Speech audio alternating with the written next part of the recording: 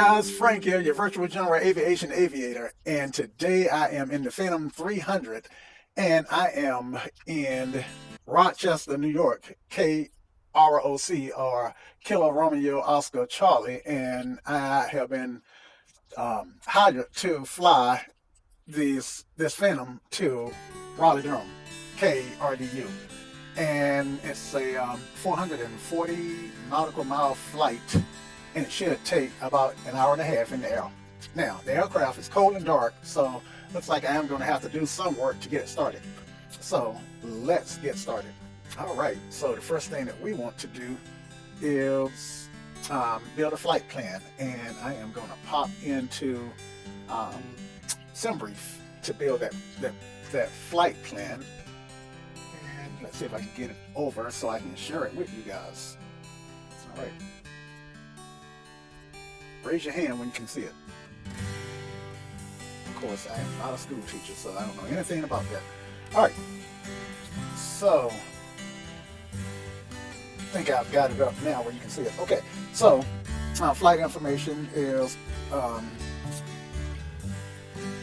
Rochester to Raleigh-Durham, and I need an alternative, which I am going to use KGSO or Greensboro, North Carolina, as my alternate. And I should be wheels up. Let's see, now I'm in Eastern Standard Time, so I'm going to subtract 5, so 19 minus 5 is 14. 14 is 2 o'clock. So it's 1:55 now, so I'm not going to make 2 o'clock, so I should be able to get wheels up by, let's say, I'm going to give myself 40 minutes to get wheels up here. All right, so, and this is in real time, so videos can be quite long, so if you want, what I tend to do, for those of you who want the short version, is I tend to put a table of contents in the notes, so that at the bottom of the screen, you can see this video in chapters. Okay, so this section is going to be flight planning. All right, so I am in the Phenom, and I am going south. Let's see. Yep. Okay. So I've got 4 passengers on board, and me. So that's 5 souls, and my altitude, which I tend to like to choose myself, is going to be flight level, let's see, let's go right here, let's see, looks like the runway is actually going to be west, in a westerly, so I'm going to do a westerly track. West is even, so I think what is the service ceiling for this aircraft? I think it's 45,000 feet, so let's do 30, let's do 34,000 feet. And I'm not sure SimBrief recognizes FL, so I'm just going to do 34,000. Looks like I've done 34,000 in an aircraft before. All right, and say 0 fuel weight. I'm not going to worry about that. Yeah, okay. And I'm not going to fly with real world with any live ATC, so I'm not going to put it in dispatch remarks now. All right, so I do have a flight plan that someone else built, and that SimBrief has imported or remembered and is using. And it looks direct enough for me to go ahead and use it. So yeah, that's the flight plan that we'll use. And we can go ahead and follow this. All right, so we generate a flight plan, and that's been generated. So now that we got our flight plan built, it only makes sense to just take a quick look at it in SkyVector. So let's see if we can pop into SkyVector and take a look at our route. Now, the first thing that I'm seeing is some weather en route. And so it looks like it's going to be clear for the first 99 nautical miles or so. This weather is moving easterly, so it may beat me to this waypoint, which is somewhere north of Pittsburgh, Pennsylvania. Okay, and as we come south, west of Harrisburg, then we'll be west of Washington, and come on down we'll overfly the Farmville MOA in Virginia and pick up South Boston VOR, and in which case generally we'll probably start um, a lot of the descent at that point and fly this this arrival. Okay, so that's the plan anyway. All right, so if you're like me, you're really anxious to fly, and it's already 14:15, and we want to be wheels up by 14:40. Again, that's the plan. All right, so let's jump into the aircraft and get these static elements removed. Now I can go up here and put them down here, and let's get our weight and balance figured out. Okay, so I think we've already done that. 1,000 pounds, yeah. So we just keep going. Close the close the fuel panel, and we are not going to use a GPU to start. Well, let's see, with this FBO, we can use a GPU. Why not? All right, so let's go ahead and turn the GPU on and get rid of these static units and static static elements. I mean, it may sound like I said unions, but I meant units, but static elements. Okay, all right, and let's go ahead and climb into the cockpit. All right, so we still got our passenger door that needs to be closed. So now that we're in the cockpit, we can actually close that door on up. And let's check our volumes on the sim, because sound is an integral part of simming. All right, looks good. Good deal. All right, so I can hear something, and that's probably coming from outside. Okay, so I've got this checklist, but I'm not going to really go through it interactively. So I'm going to set it so I can just refer to it. All right, so we at general specs, and we know that our weight was actually I'm gonna have to look and see because I don't recall what the weight is. Now that I'm in the cockpit, I can just click here to bring up that information. And our total mass is 7,198. So I'm going to write that down, 7198. And let's see. So, and it's just some information. The climb rate is 400 feet a minute at 5,000. Let's see, at 400 feet, I should be able to get 5,000 feet per minute. So she can take off like a jet. All right. Actually, she is a jet. Okay, so Viara is 108, and V1 is 108, and V2 is 119. Flaps 80. So yeah, I'm just kind of going through this stuff. Okay, and now let's see. So we're going to use the left to right method to start this aircraft up. All right, so all static elements are in place. Passenger door is actually closed. So we're going to just go ahead to the next one. We've already refueled, and let's see. Well, we're not going to check the fuel until we turn the battery on. Okay, gear up. Now this is all part of the pre-start, and all this stuff is already done. Okay, so all right, we're finally up to power up, which is where we want to be. All right, so let's go ahead, and now we are going to do the GPU startup. So first thing we're going to do is set our oxygen. Let's make sure that we close that passenger door, which we did not. So let's go ahead and close that door. Get this out. Close passenger door. There we go. Now we couldn't look at this.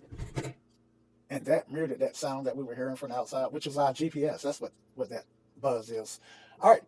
So let's close this guy here and turn battery 1 and 2 on. Let's give our GPS's time to initialize and start up. And let's go ahead and look at our gas. Make sure that that's consistent with what we think we should have.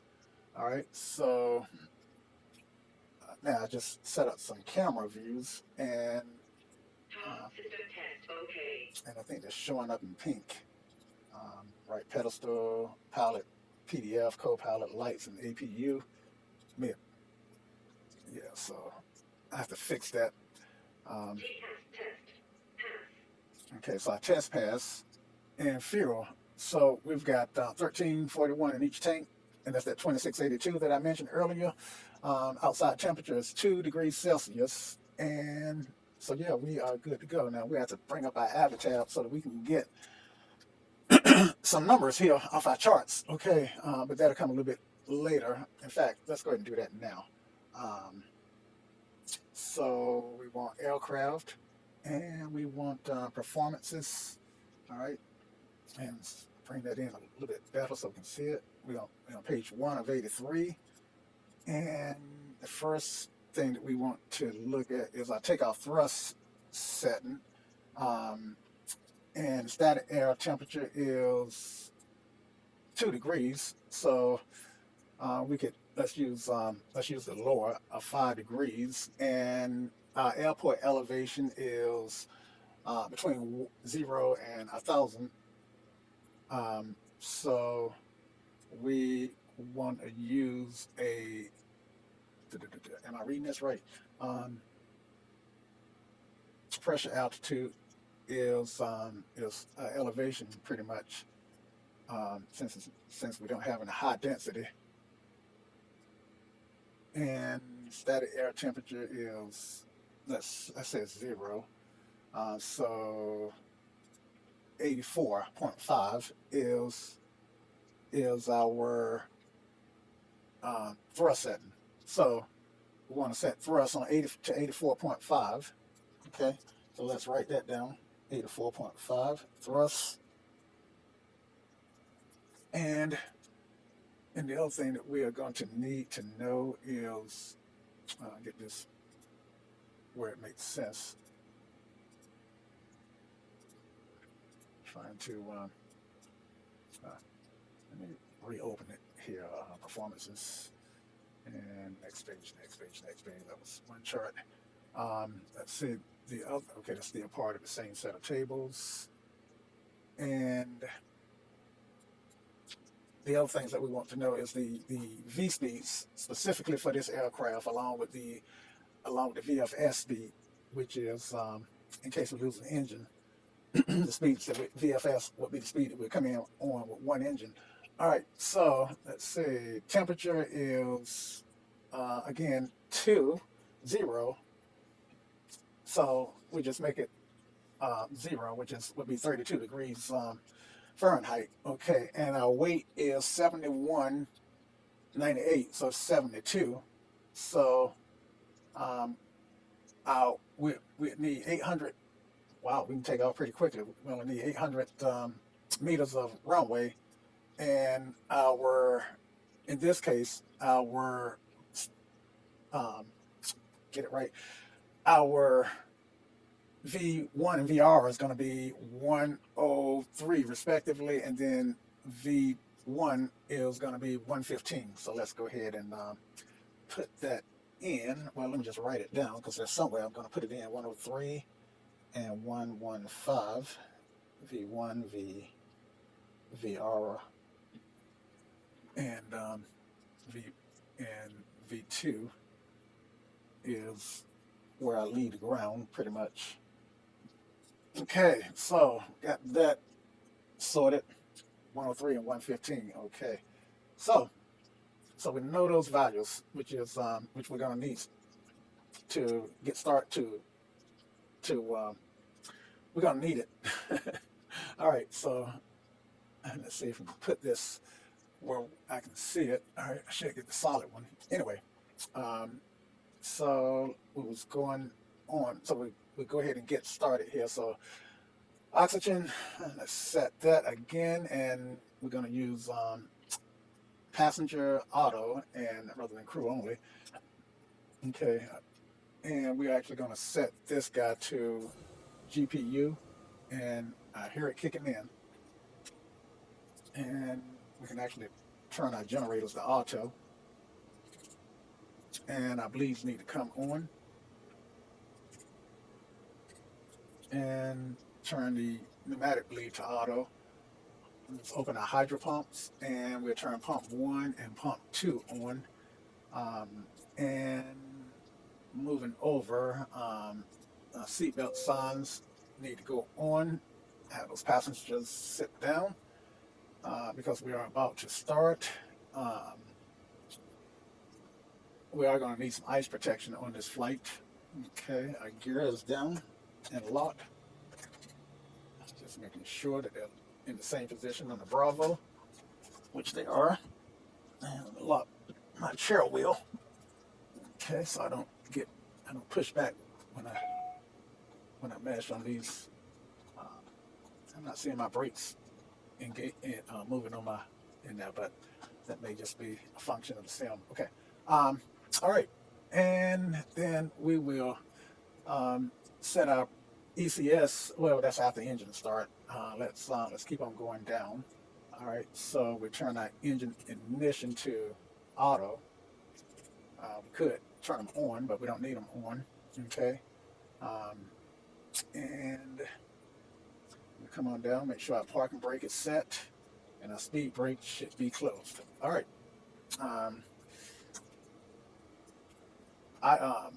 Throttle should go to idle, which they are. We go up here and take a quick peek at our lights, and we want to turn our strobes on.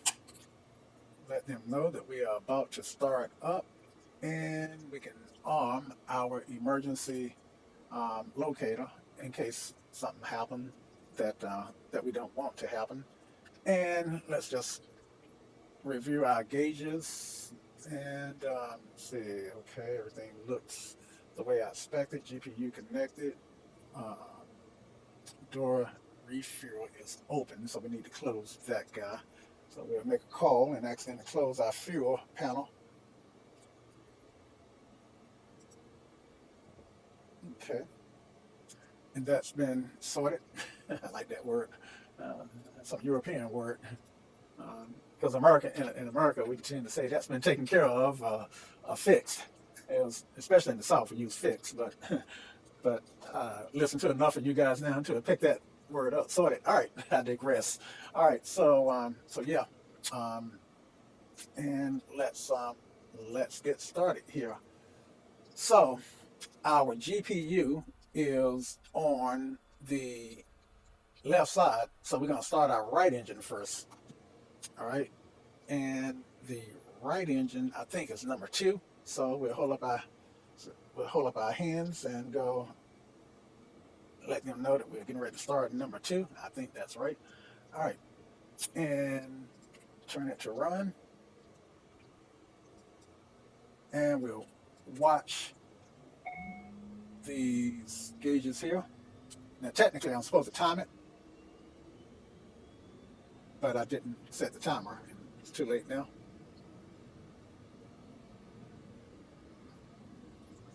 But I think I'm going to set the timer for number 1. All right, enter.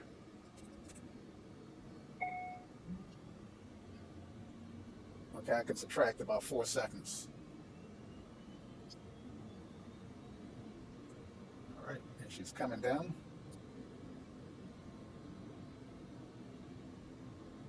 And I can stop the timer. Anyway, it was about 20 seconds.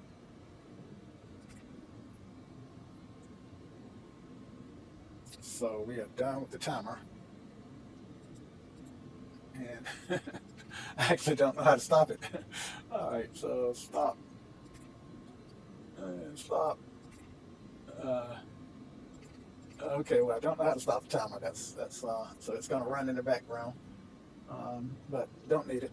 And the car keep running through the aircraft. Okay, so now actually I could have had them remove the GPS before I started number 1, which I should have done.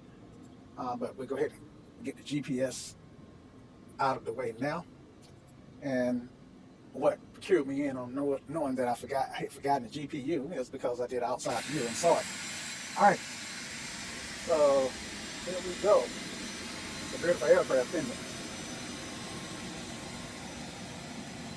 Now, all right, so we do want to get wheels up in 4 minutes, so let's keep rolling here, which we're not going to make, but that's okay.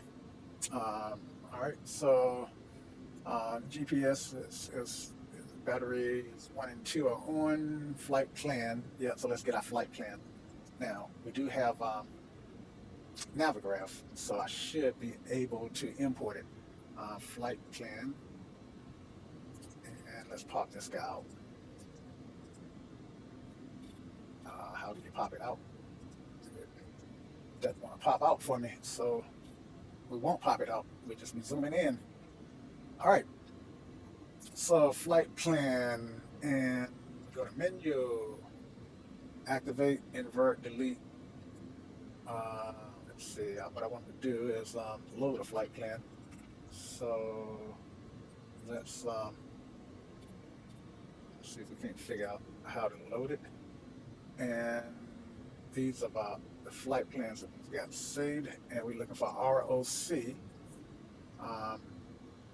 Actually, I don't think I downloaded it. Okay, guys, give me a second. Let me get my flight plan.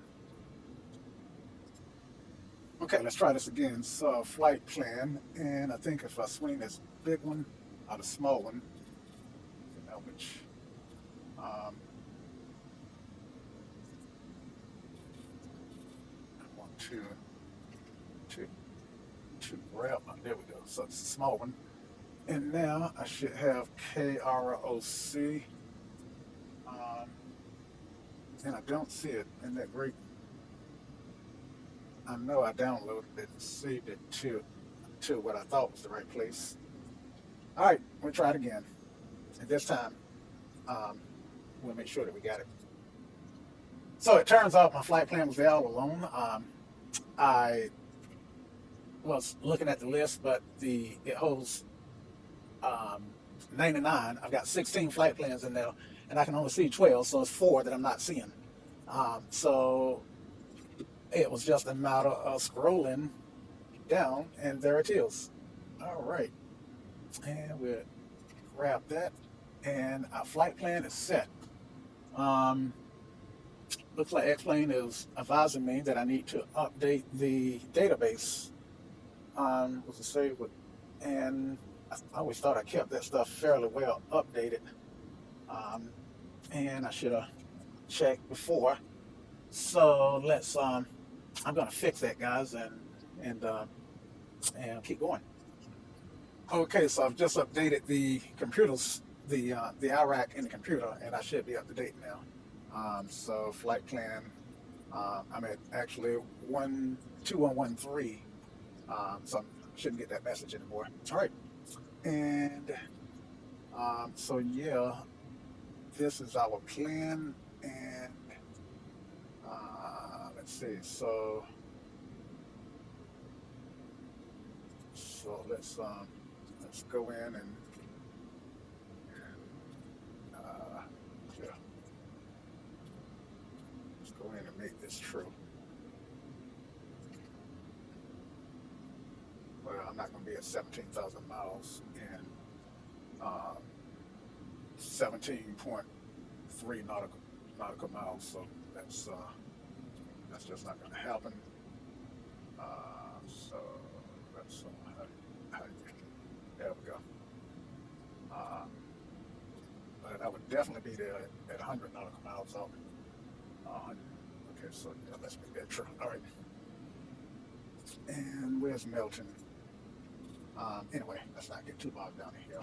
Okay. We'll work on that en route. Okay, so flight plan is checked, and we've transmitted the flight plan. And let's get some weather data here. So let's jump back into Sky Vector.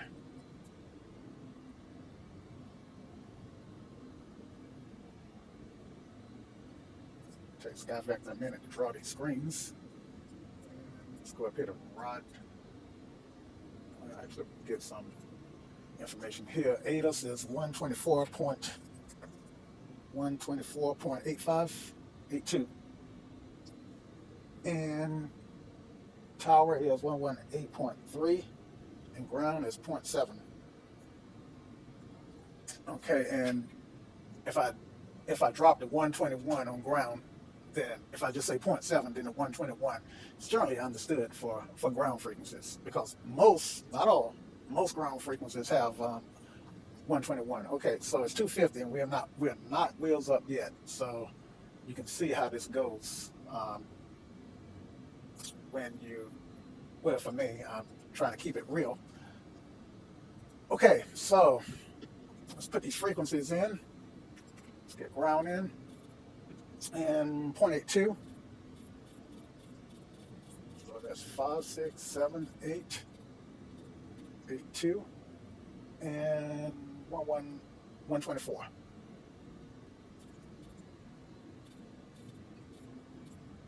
Flip that in, and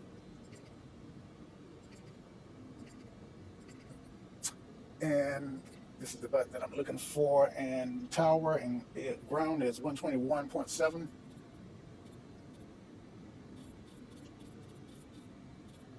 And I hope you guys can see that. You can see what I'm looking at. So try to zoom in a little bit closer for you. All right, so let's flip that in, and tower is 118.3. 118 and 3.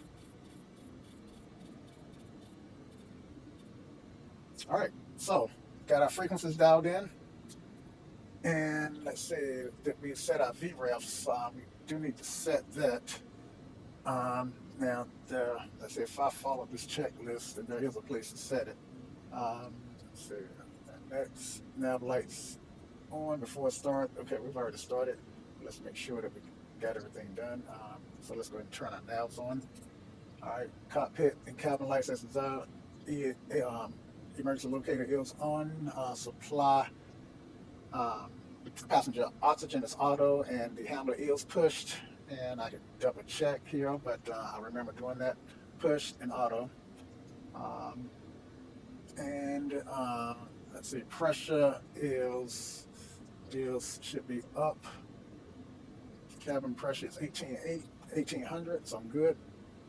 And fuel quantity is verified and balanced. Voltage is above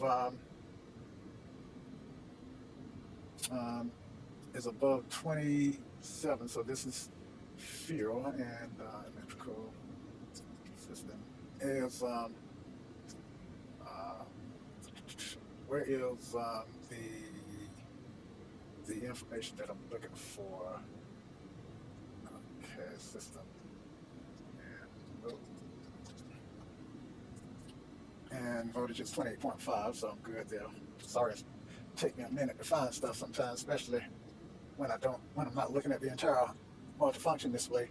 All right, and next, bus tires are auto. Yeah, everything's been set to auto. Generators 1 and 2 are auto. Bleeds are auto. Yeah, pump 1 and 2, and hydro is auto. Push cutout. In fact, let's run a few tests right quick. And this is a annunciator test.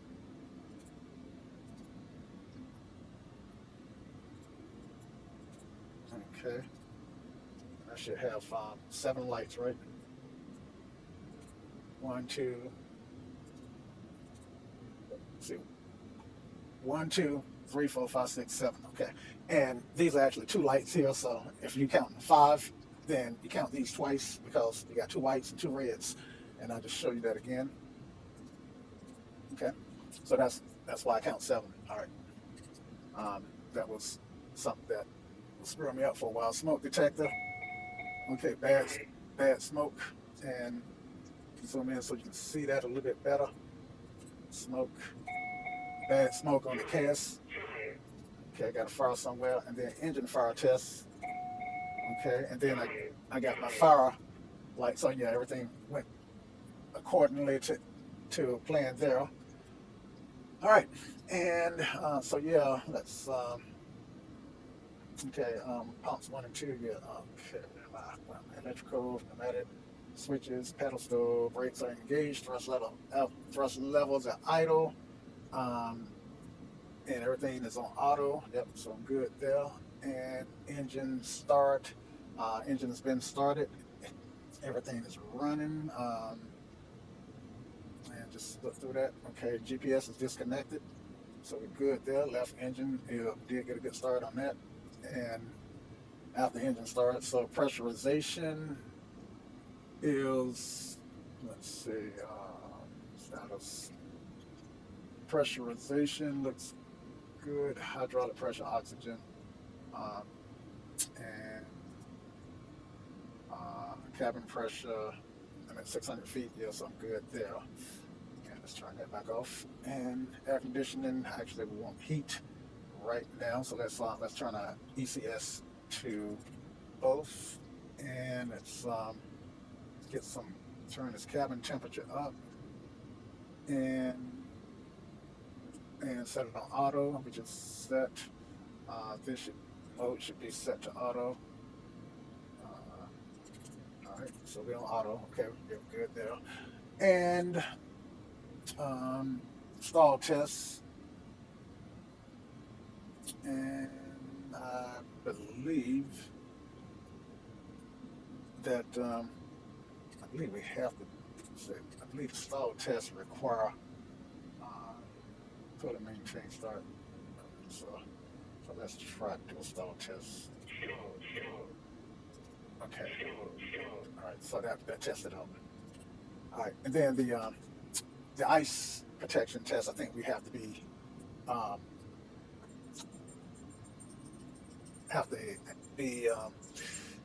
revved up some, for the lack of a better word. All right, electrical. Okay, we just checked that, and covers. Electrical is down here, and yeah, that's closed. So we just test that. All right, and just did that. Okay, and we are finally at before taxes. So I think we got everything where it needs to be. All right, so finally, all right. So let's call tower, and we are 766 Mike. So I never did set this, and I can't remember. I know I can set it automatically, so it would show me the rotation speeds. Maybe it's didn't do that. Maybe it's in here somewhere. Oh, I know where it's at. Duh. Okay, let's get back out here, and let's go back out to aircraft, and let's see. Let's close out of here. Let's get out of charts, and actually don't need the brightness. And I thought it was on the air. Okay, no, it's not. It's not in the Avid tab. It's here. All right, set V speeds. Okay, so we wanted 103, and whoa, that's not the right thing. That's fuel. My bad.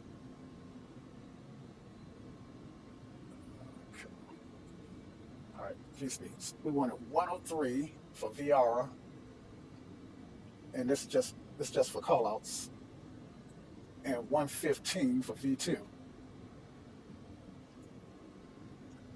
V2. And I didn't know VFS, but generally speaking, that tend to be around 130. So we're just going to set that to 130. Okay, and we got our V speed set. And we'll work on the other V speeds in flight for arrival.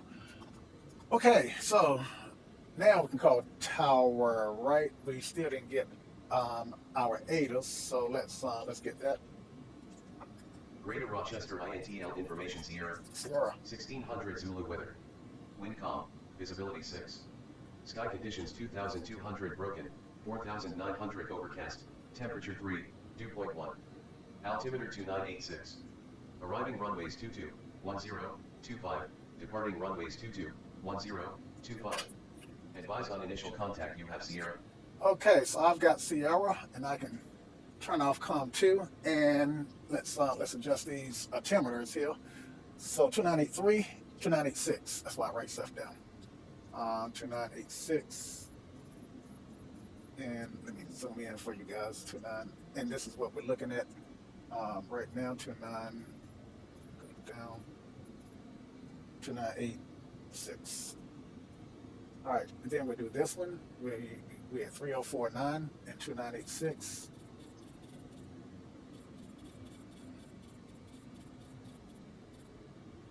All right, 539 cross checked. All right, and now we can call ground. Let's just looking at trims. Okay, so pitch is in a nose high altitude, but it's trimmed for takeoff, and roll looks like it's centered. Okay, so trims look good, and all right. Now they're going to give us a runway, and since I don't know what runway they're going to give me, I am going to do this so that I would have an idea what's going to be what.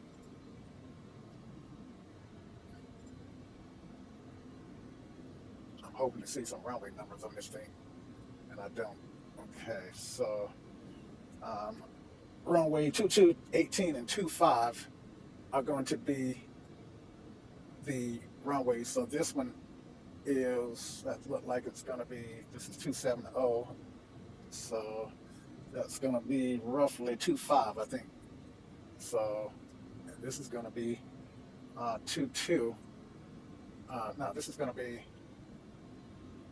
28.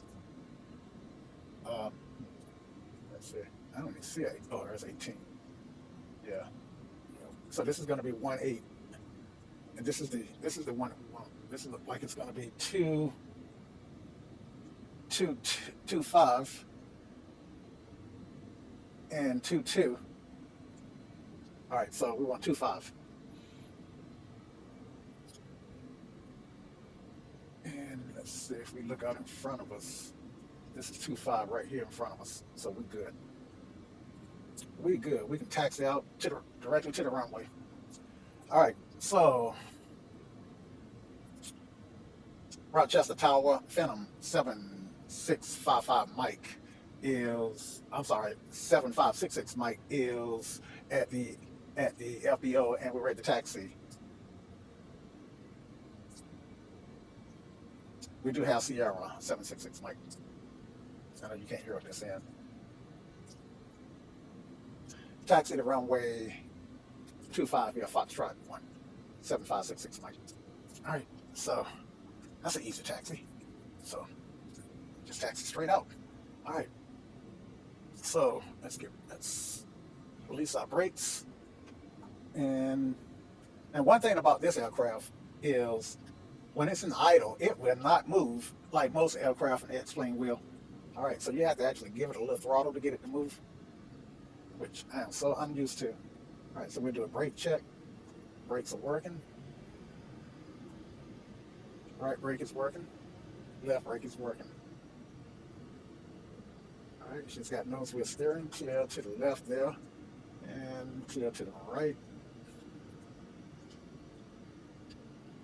Now, clearing is where you really miss your co-pilot, because oftentimes your visibility is real limited. Clear to the right, clear to the left on this taxiway.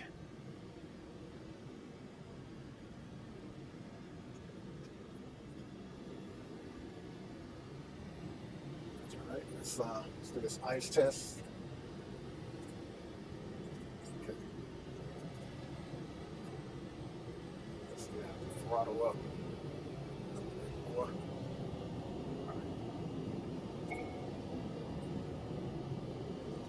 Okay, so ice protection is working. And we'll go ahead and turn on our windshield heat. And taxi lights can go on. And we got all our lights on. Okay.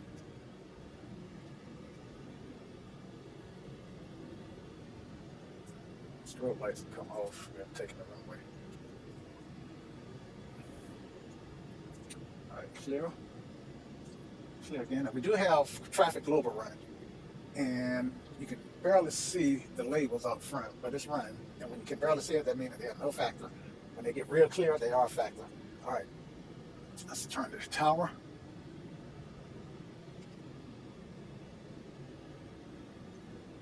Rochester Tower, Phenom 7566 Mike is holding at runway 25, ready to depart, IFR. And then the squawk code that they would have given me. And let's make this 33442. That's the camera, okay. Clear for takeoff, runway 25, Phenom 7566 Mike. All right, so we are clear for takeoff. Now, would help if we have an idea of where we're going to turn. So it looks like we're going to make a left turn on course, okay? And let's do some AP stuff here. Out.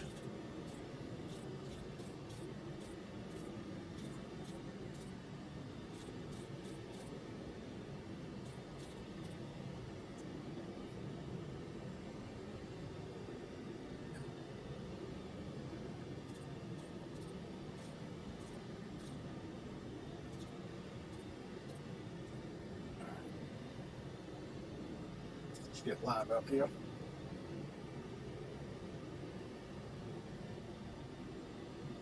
Flaps. Check for takeoff. Alright, so we are in takeoff mode. Alright, and thrust is going to be 84.5.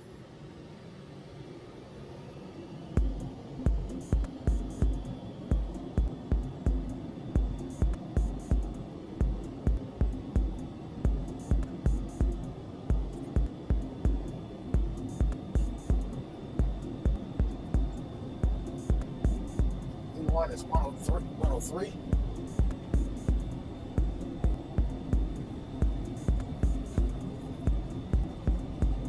Rotate. And at 115, we airborne. Our damper can come on. Landing lights can go off. I didn't set my landing lights on. And flight director can come on. For nav. And we turn on the autopilot. Vertical speed is at 1,000. So let's increase that up a bit. Not too high.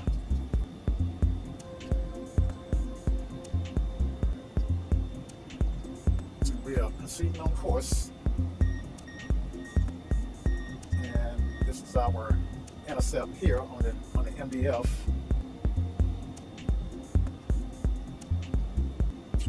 Okay, busting through the clouds, so ain't a lot to see outside. So it's gonna be looking outside,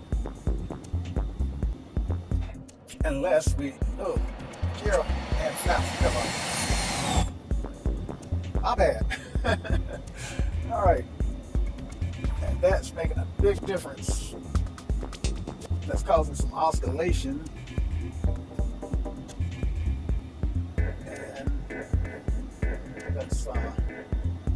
Let's get her back where she should be. I should have let the gear.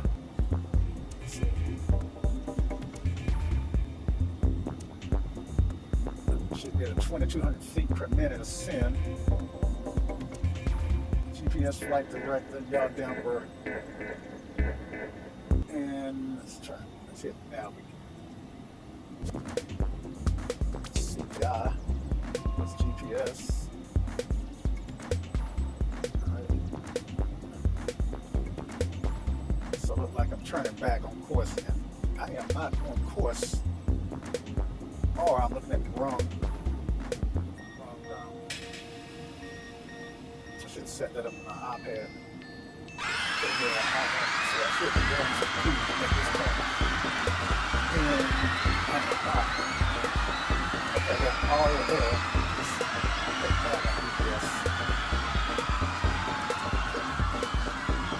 Didn't realize that had stopped. And finally this thing pops up.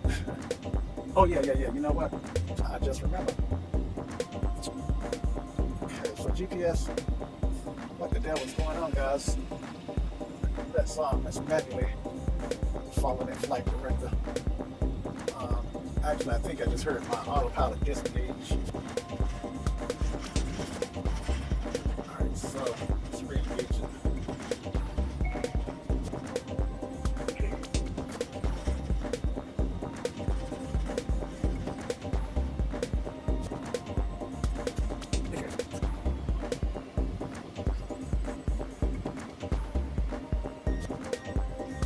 Alright, let's get control of the aircraft manually. She is trying to get away from both of us. Well, I guess she's trying to get away from me anyway. Alright, so I'm in the clouds, so I really don't need to look outside. Alright, so there's my 6800.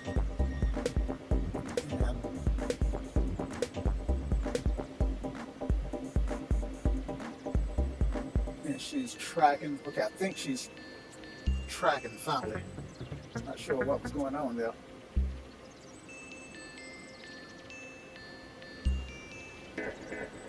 Alright, so it's probably giving me too much throttle.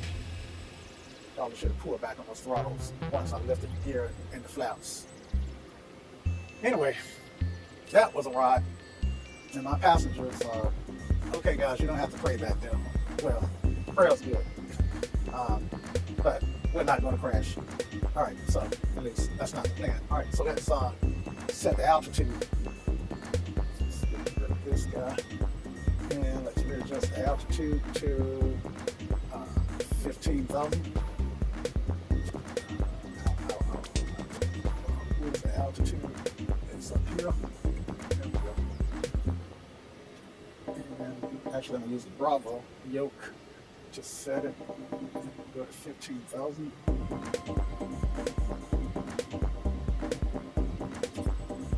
And vertical speed.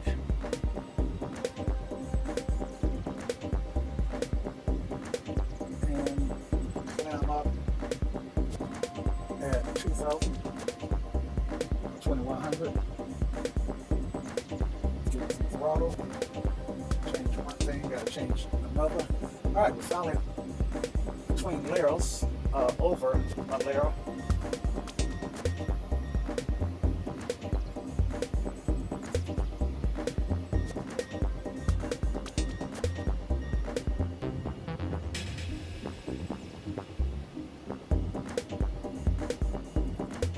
Alright.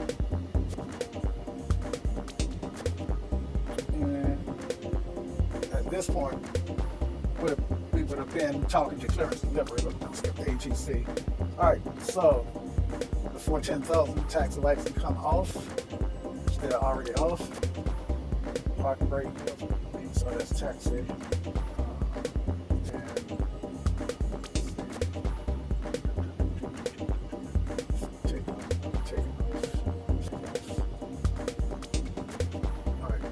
Landing gear is up, our damper is on, flaps are up, climb check this, and look like we stalled out a little. Get some speed, get some speed up, and re-engage autopilot.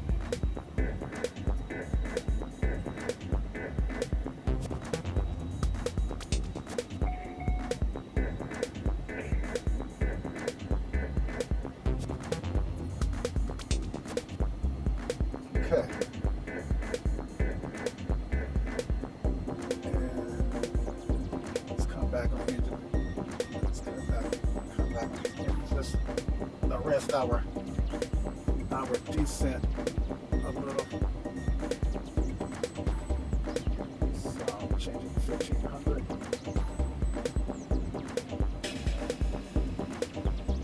All right. And everything's in the green into is 98%, or pressure is -4, or temp 67, 68. The fuel is a slight fuel imbalance. So I am gonna back off Oh, that's, I'm sorry, that's not field imbalance, that's field burn. Um, so, yes, good. All right. And field remaining. Okay, the cabin pressure is going up at 500 feet per minute, and the cabin is at 5,800 feet, even though we are 13,000, so that's good. And we're reaching our barber pole, so we need to back off power some.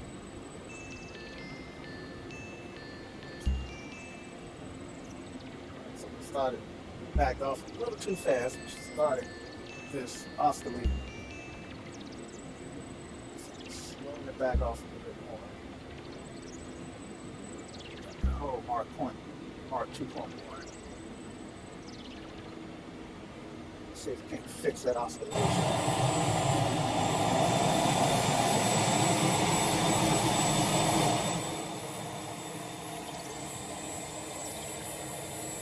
Nice.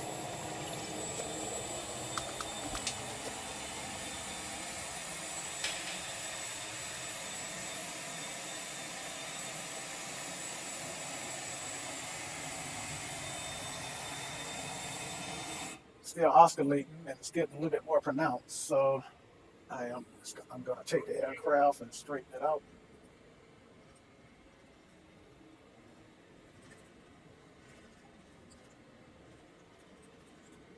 And re-engage the autopilot. We'll disengage the autopilot. Bring that power back.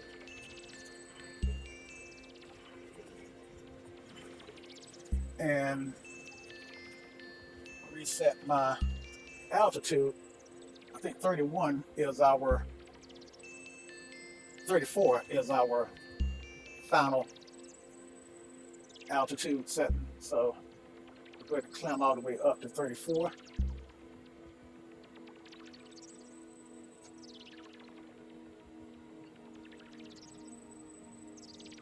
One on the power. Re-engage autopilot.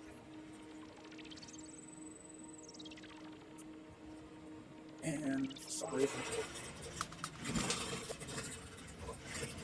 okay, my vertical speed must be set to something crazy. So, yes, I don't know how I got down to -2. So I know we're overspeeding a little bit, but we're starting to climb. Look at this, guys.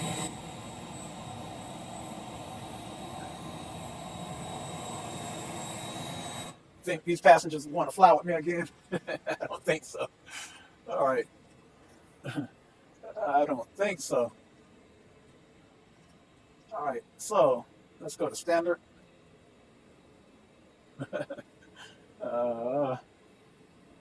Let's see. Standard.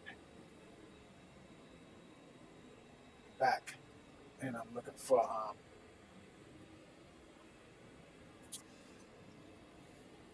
now this is what needs to be in muscle memory. This kind of stuff. Finding the standard barometer button. And okay, so I got this is indicating standard, and this is indicating standard. So both of them are indicating standard. Both of them got the same settings. They're cross-checked.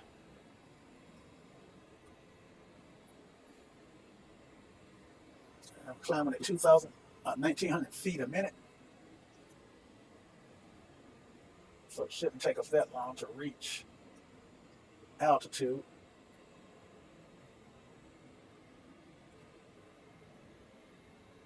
The next waypoint is in 53 nautical miles. So I can't just keep that one there for reference. And I actually got this one for reference. So I actually don't need that one.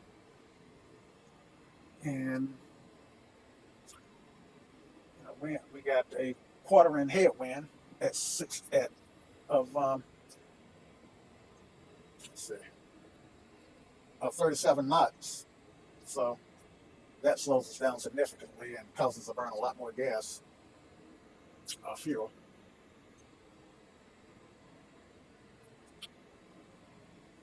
Okay, so if we fall, if we get down to about 200 on the airspeed, then we'll change the flight level mode, indicated speed mode, flight level change mode.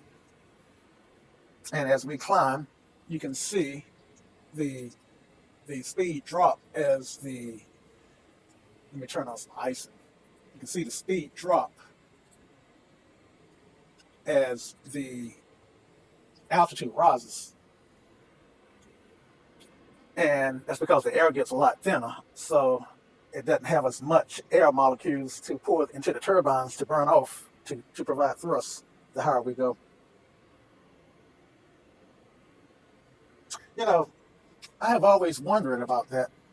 Let's see, let me, before I start relaxing, let me just finish going through my chat list. And landing lights are off, signs, all right, they can come off. And let the passengers move about the cabin. And air conditioning as desired. Icing is on the cast, ice protection is on the cast messages I've got. And the next thing I want to check is cruise. Still. All right, so yeah. Okay. Now, as I was about to say, what was I about to say? Anyway, something that I had always wondered. Oh yeah, as I was about to say, speaking of thin air and burning fuel, I wonder. I still wonder how they get thrust in outer space, because you don't have anything. If space is a vacuum, and even if you do light a fire, what are you pushing against to provide thrust? So I've always wondered about that. And I am a sci-fi, particularly a space sci-fi nut. So if any of you guys know the answer to that, drop it in the comments, because that's something that I never really investigated and would like to know just how that worked. All right. So we got 4,000 to go. We're getting there.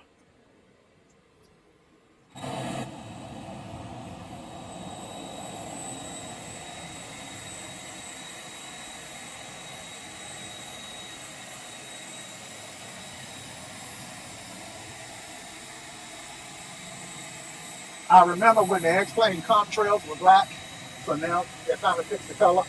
That is cool.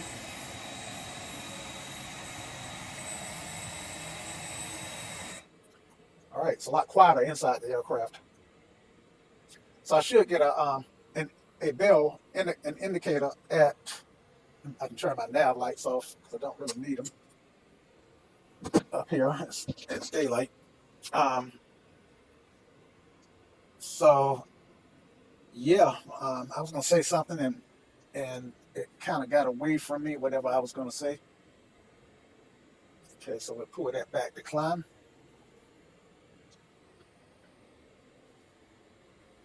And looks like it's gonna be, hopefully it's gonna be smooth sailing. All right, 1,000 to go. And what's significant about that is I need to readjust my power settings as I level out. Otherwise, I find myself overspeeding. Okay, my nose is coming down. Air speed is picking up. Ground speed is 393 and rising. All right, so what we're going to do is pull this throttle back to max cruise.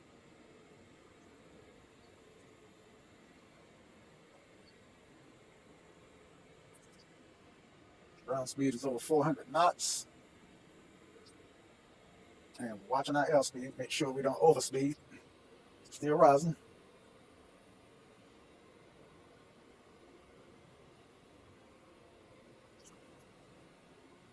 Ground speed is 407 knots.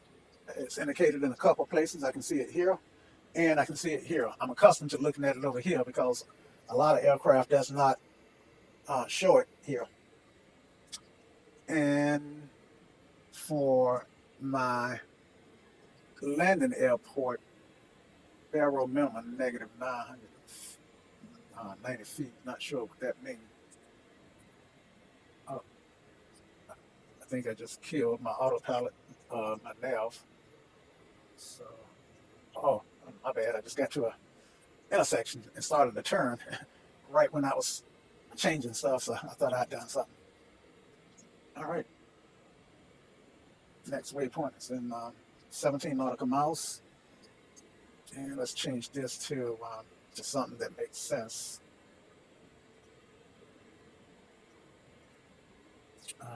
DME. And the DME, I want, is there a way to change that to the GPS?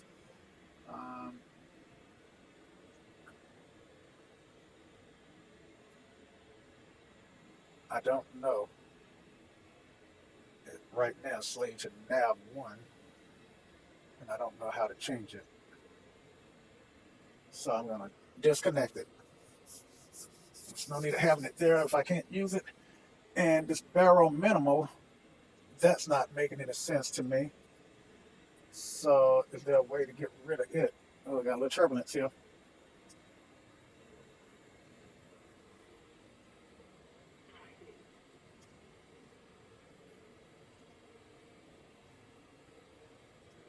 Okay, so max cruise can go down a little. Let it pan out wherever it pans out here. Looks like it's going to pan out here at 268, 270. Okay. Ice protection is on.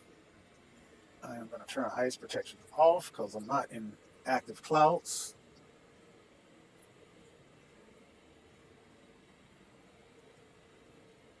And let's see, let's make sure we got traffic on. Well, we're hitting those waypoints pretty quickly. All right, so let's go back here to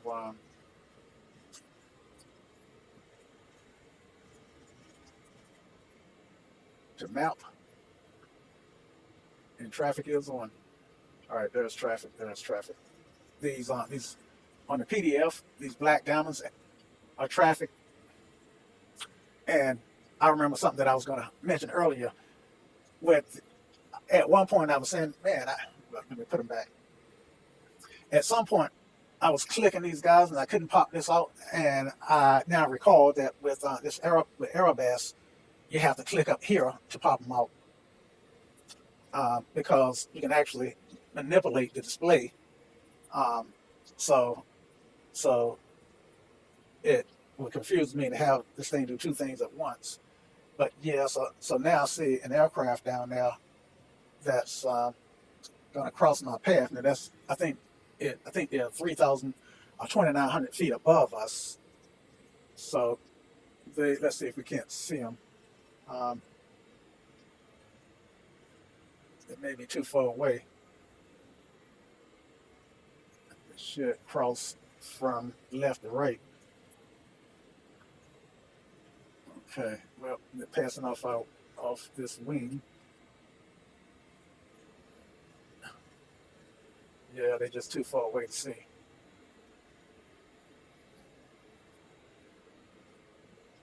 Let's turn the labels on. Let's see if we can't. Well, probably waited too late to turn the labels on.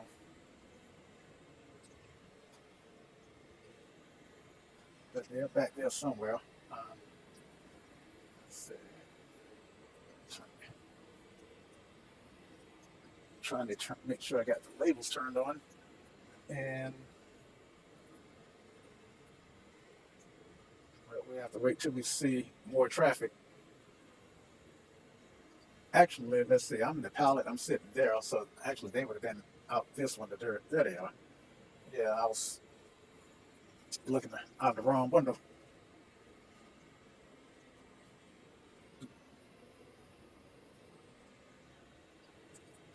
So I do have quite a bit of quite a bit of traffic out to the east and out towards those mountains. Let's see if we can see any mountains on the horizon. Oh, I can't really see them.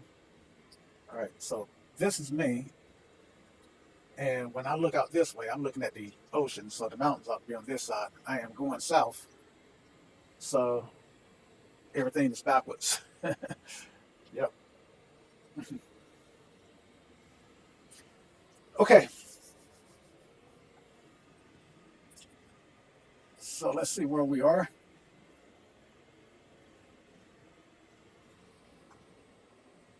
Waiting on my multifunction display to reload.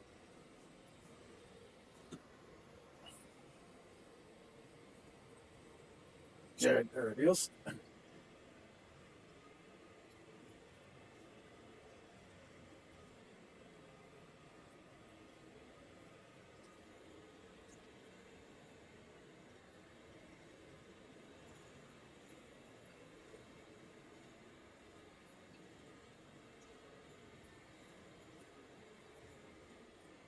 So this is Baltimore. So this should be the Washington area. So we should be somewhere in Pennsylvania. This looks like probably the Harrisburg PD VOR. And what is Pittsburgh? I think this would have been Pittsburgh here, so we're south of Pittsburgh, which makes sense because we are approaching Baltimore. Yeah.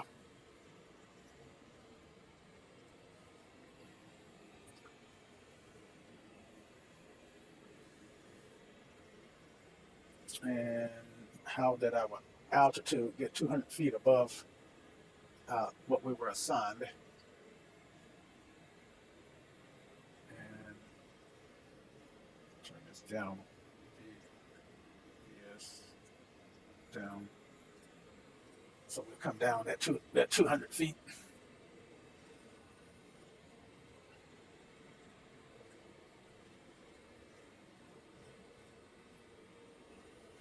Pick up a little speed coming down, but I don't think we're going to overspeed, so we'll take it.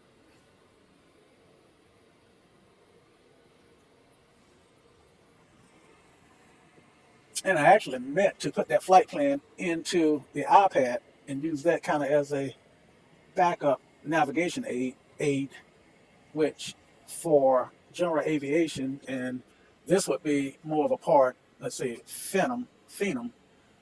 This probably would be more of a part 91 flight, probably a non-pilot aircraft owner who hires a pilot to move him from place to place without any additional compensation. So the other passengers would probably be somebody who worked for the guy who owned the aircraft, who's hitching a ride along with him, as opposed to somebody who's paying the aircraft owner to move them from place to place.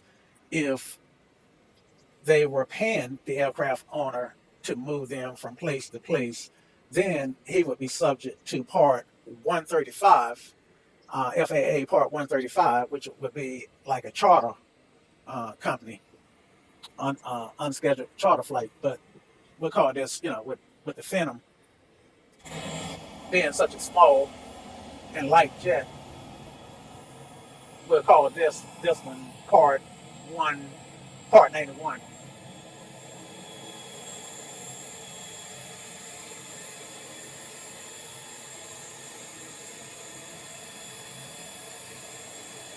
Like I got a little frost forming, but I really can't say because X-Plane 11 does a lousy job modeling weather phenomenal effects on aircraft. The guy who developed Live Rain, that shows rain on the windshield, that plug-in stopped working, and I think about that same time, unbeknownst to the community, Laminar Research must have entered into negotiations with him to acquire the rights to live range, which is why um, that plugin was never fixed to work with X-Plane 11, but it's going to be an integral part of X-Plane 12. Little light chop, you can see it. Um, you can see the little light chop from the outside. Big, beautiful Pratt & Whitney aircraft jet engines are really moving.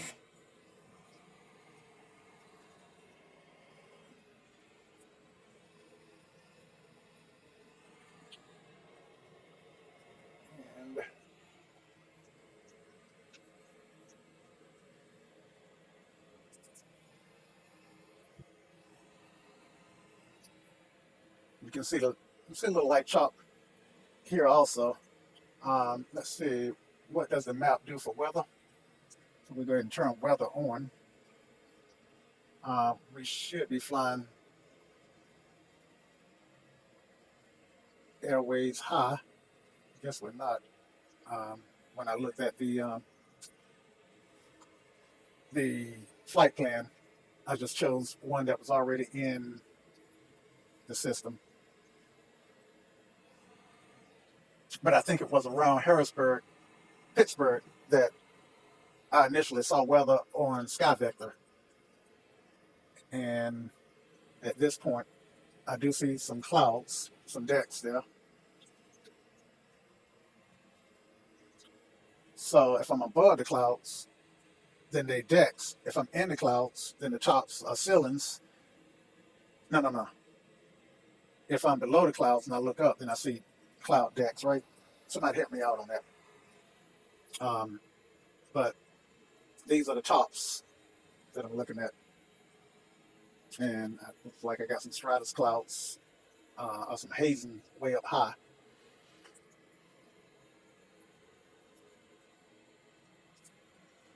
Okay, so I should be coming down through Virginia now. So let's start thinking about our landing. Now we know we're going to do the Aladdin 1 arrival.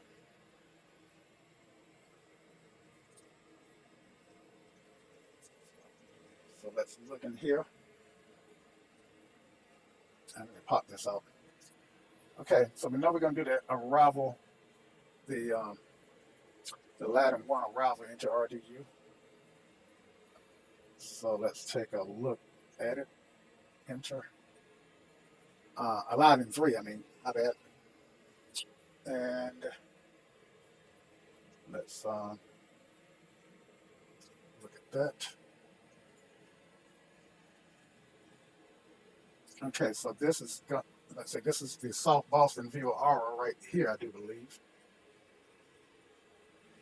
And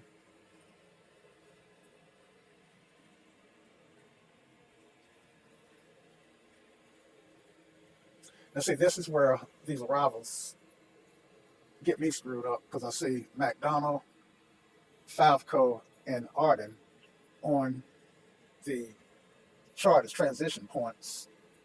And let's see, let me go back. Let's see, clear, and let me go back and look at the flight plan. Okay, so there's Melton now. Did I say I saw Melton? I think I did. I think I said I saw Melton. Let's see if I said I saw Melton. Yeah, there's Melton. So we'll transition to Melton. So we'll use Melton as our transition. We'll enter that. And now we need a runway, right? Okay, so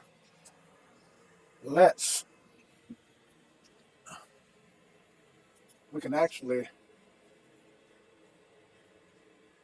with today's technology, we should actually be able to get the weather at RDU. But well, let's see, does the plane have Wi-Fi?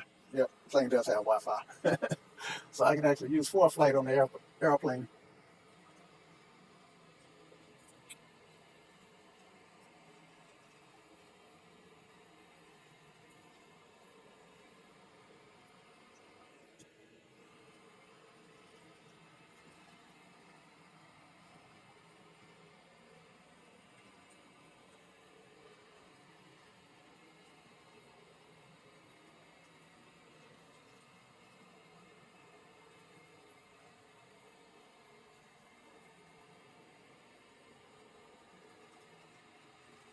So the weather is 180 at 3 knots, so that's going to be light and variable.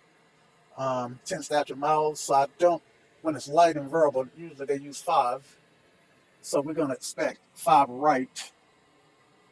So let's go ahead and expect 5 right.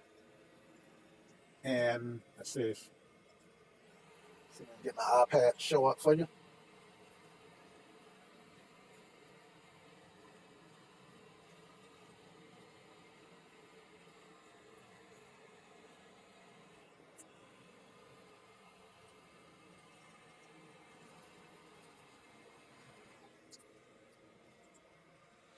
Okay, so this is where I'm getting my weather data.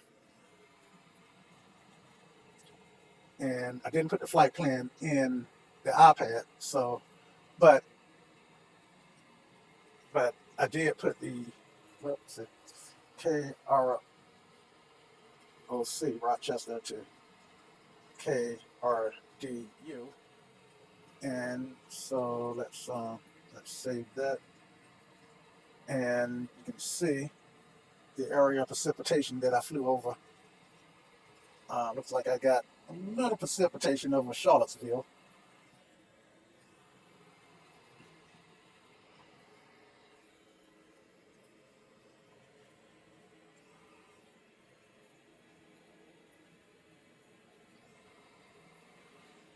Okay,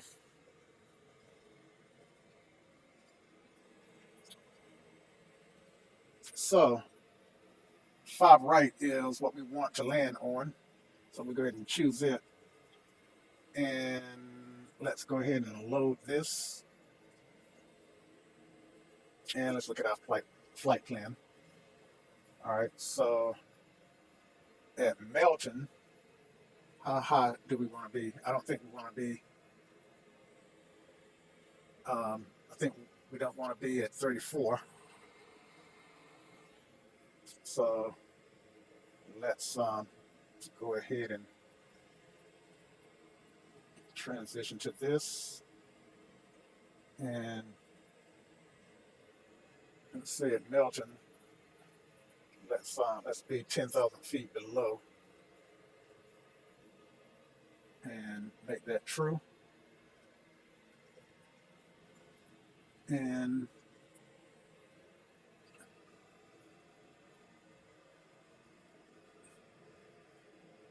now see, this is what confuses me about these flight plans, because there's a desired track right now to Melton of 19.5. That's pretty much south. But right now, if I were to say, okay, let's select this arrival and make this active, then it's going to turn north to 319.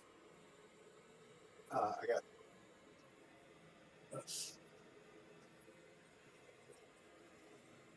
got the wrong height there. So let's clear that. And come on, clear. And go back here, make it 24,000, not 2,400.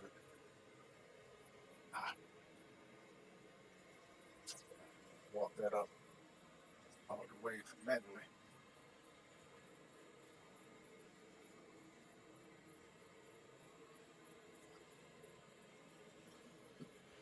My finger getting a good workout. All right, enter. There we go. And let's make this one true.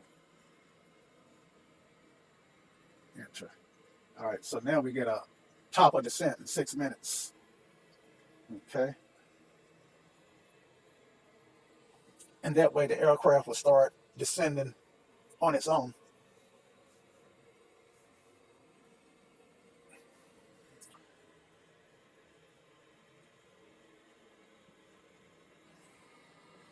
And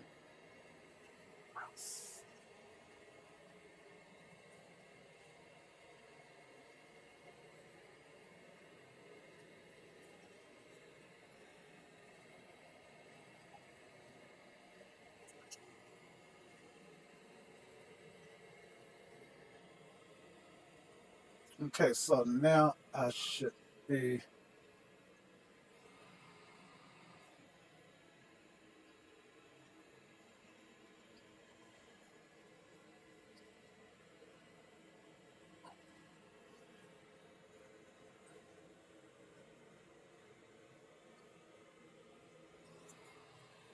You know, again, I just find this stuff so um, confusing.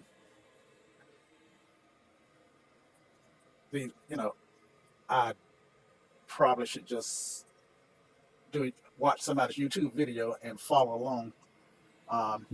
and follow along step by step until I get it. All right, so let's get rid of this guy here, and that way we can keep this one up. And let's go to our descent profile. All right, NG below 100%, ITT below 106, below 680 degrees Celsius.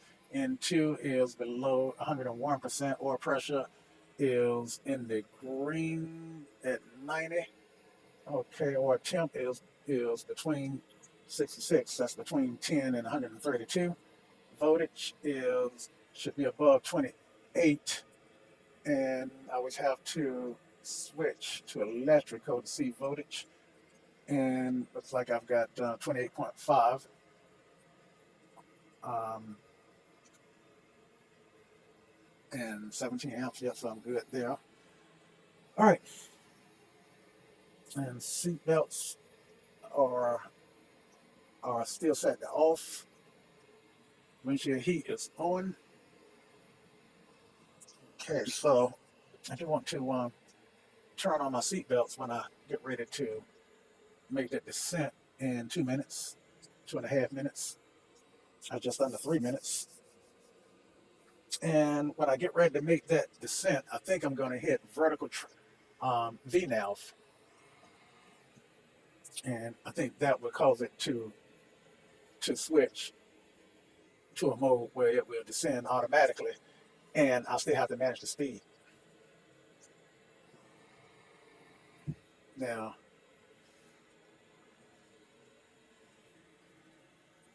so I got some traffic 10 miles out. They're at 31, and I can actually flip the ADAS to 123.8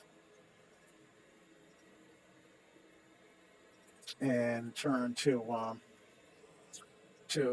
tower for RDU is 127.45. Whoa, he's close.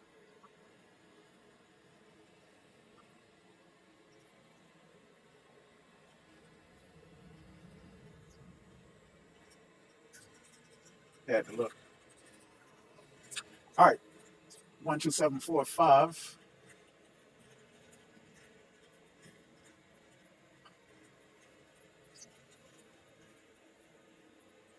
Flip that in. Ground is 121. I think it's 9. Yeah, 121.9. Because I remember I created a memory aid to remember it. And whatever that aid was, I remember it was nines. Okay. All right. 20 seconds. And I can see the vertical track thingy coming down. I don't know what it's called, but go ahead and hit. Well, let's see what kind of. Go ahead and hit the V-path, the vertical nav now, and back off the throttle a little bit. You know what? It won't descend unless I change this guy. And now it's behind. So vertical speed down. And I just have it catch up there. And I actually need to look at a chart. So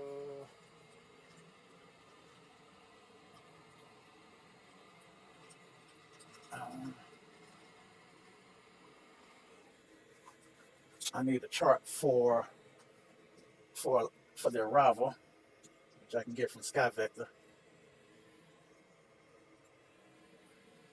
And I'm not going to share the chart with you at this moment, guys.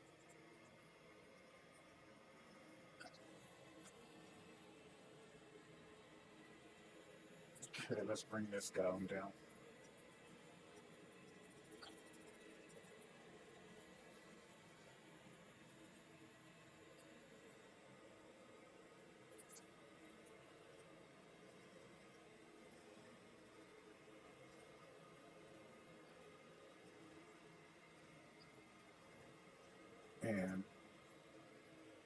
do is come on down. See, billow is 9,000, but I don't want to stay that high. So I'm gonna make out and true at 12. Make this one true at 9. And I am going to get some vectors. I have to figure out my own vectors.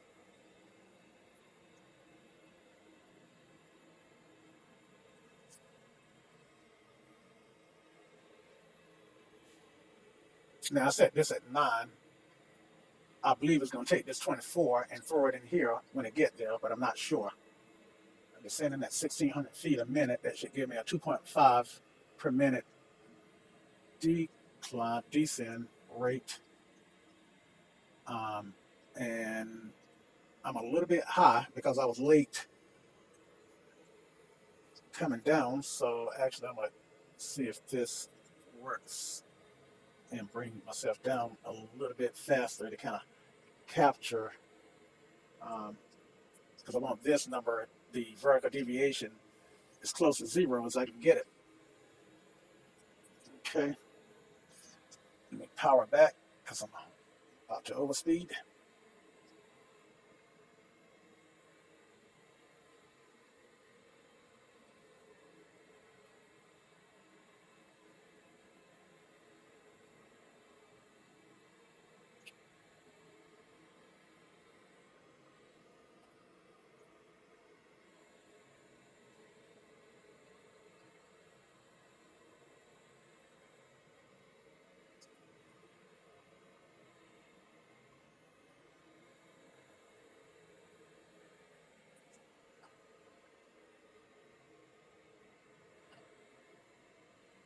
Okay, I'm 500 feet. 4,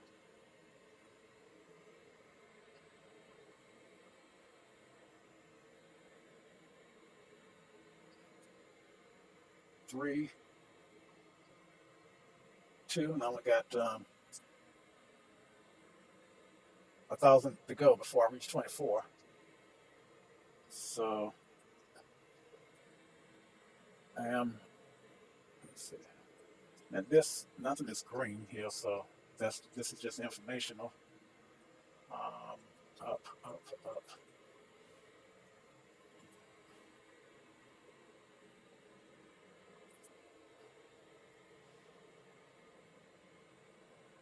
Okay, now it's coming up.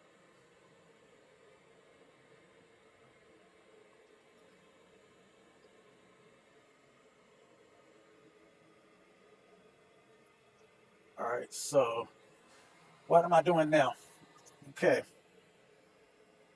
I should be turning to should be flying this arrival, and I want 7,000 at I want to be below 7,000 at McDonald. So I'm gonna bring this guy here up. Let's bring him up to 13. And good. Okay, so it's got 12. Okay, and it's gonna start the descent in a few minutes. So let's bring him back down below 12. In fact, the minimums at RDU ought to be about 800. So we'll set this for 1,000. We'll set that for 1,000. And I should start another step down to 12 in 20 seconds or so. And I need my barometer. Let's see if I'm close. I know I'm not close enough to RDU to get in the thing. Nope. But my closest barometer, according to the iPad, is 2983. So let's try to get PDF standard. Let's turn that off. 2986 is where it was, and 2983 is where we want to set it. Same here. So it still says standard.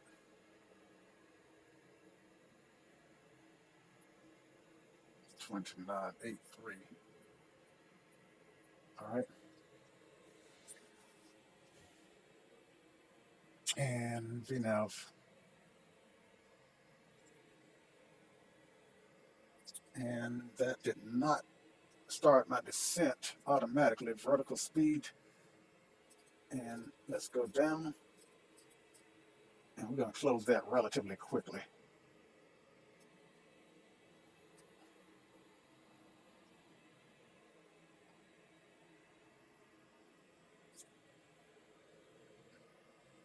So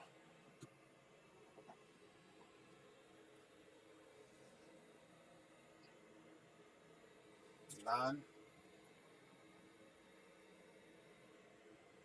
8,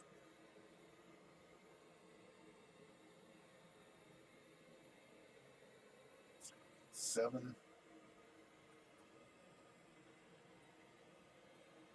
and let's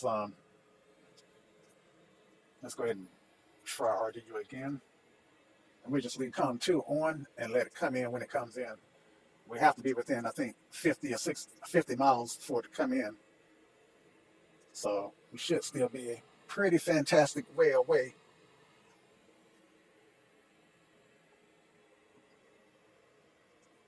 Okay, and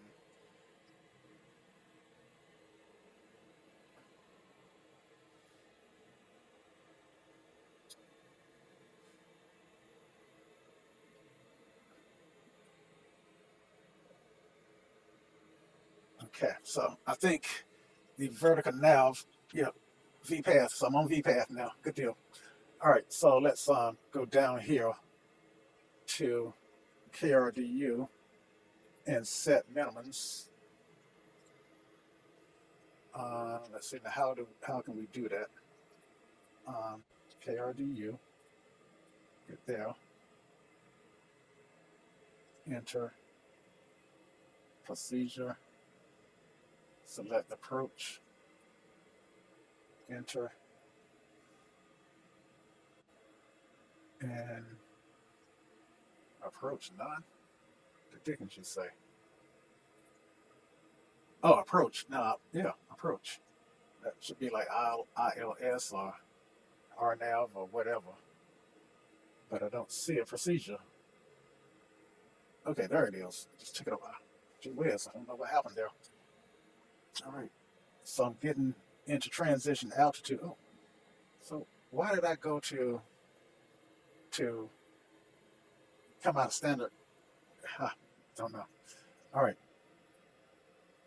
So we're gonna do an ILS into 5 right. We're gonna set that up as our approach.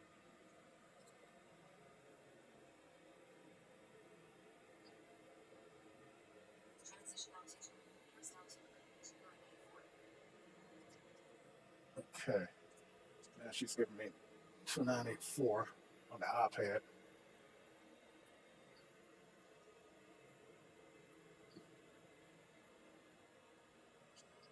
And 5 right, enter. And initial approach is going to be, I got BH and Otis. Let's see, procedure, approach, ILS. Raleigh-Durham INTL information Uniform. 1800 zoom weather. Wind calm. Visibility more than 10. Sky conditions 14,000 scattered, 16,000 broken, 25,000 overcast. Temperature 11. Dew point -3. Altimeter 2987. Arriving runways 05 left, 05 right, 32. Departing runways 05 left, 05 right, 32. Advise on initial contact, you have uniform. Okay, so I got uniform, and 2987 is the altimeter at the airport, so I'm going to dial that in.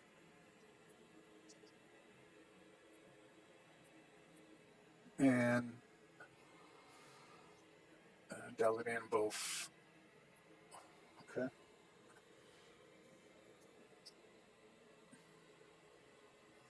And so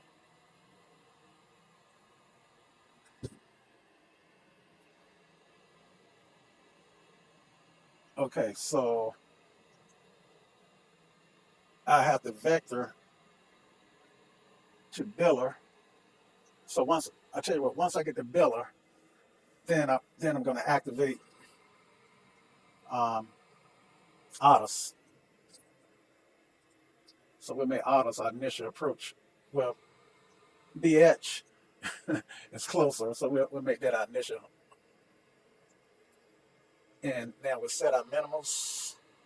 Okay, so I need a chart for minimals. Close. I should say approach. ILS 5 right. Add to root.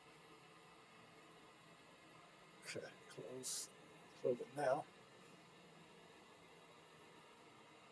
And looks like the iPod is suggesting that I get to Gibber, but I am. Let's see if I got Gibber on the arrival. Well, let me go ahead and load this. Still need the minimals for.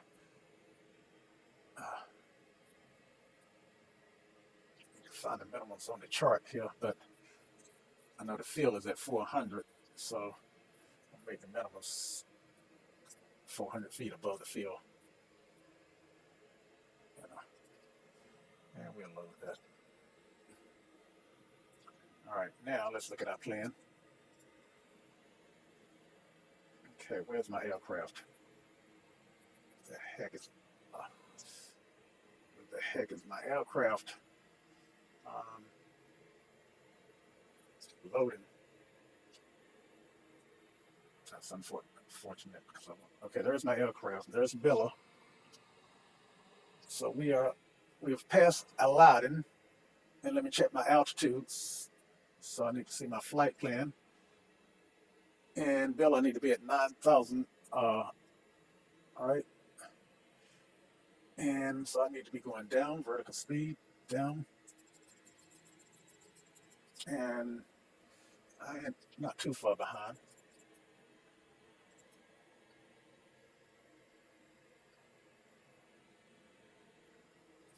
I wonder if that would have eventually picked up by itself. Sometimes it has a way of doing that. All right, so I'm going to come back on this throttle because under 10,000 I should be below 200. So I want to hit these speed brakes, slow down a little bit.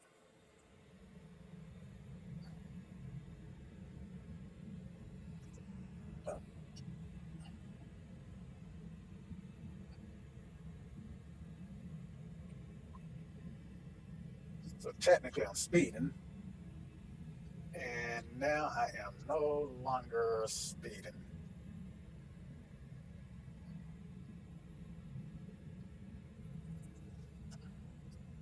All right, so I can close the speed brakes.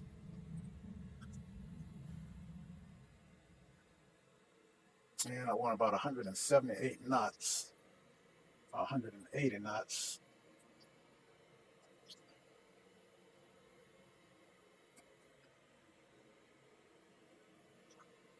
Okay, this back out in my way. So when I get to Gilbert, that's when I want to activate my fly when I get to Gilbert. So let me go ahead and make Gilbert 7.